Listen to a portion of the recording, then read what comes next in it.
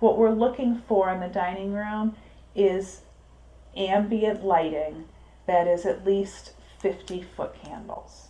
So ambient lighting is a uniform system of lighting to brighten an entire space. Ideally, you want to have indirect, non-glaring fixtures in a dining room, supplemented with other sources of lighting to provide visual contrast in the environment.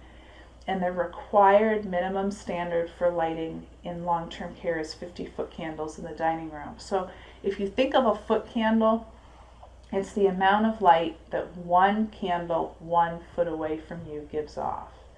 And since older adults are more sensitive to glare than younger eyes, it's important to reduce both direct and indirect glare so you can achieve a very even consistency of light. So one study I completed examined the effect of improved lighting and enhanced table setting contrast on oral intake and behaviors during meals. It was in 2 long-term care environments serving people with dementia.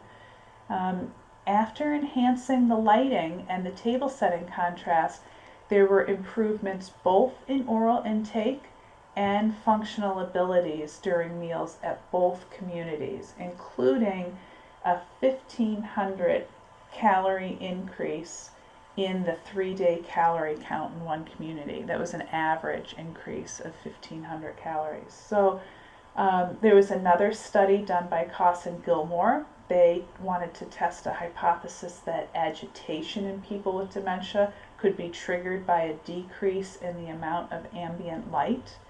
So they evaluated 13 residents' oral intake during an evening meal before and after improving table setting lighting and visual contrast. So it was I actually modeled much of my study after their study that was done a few years earlier.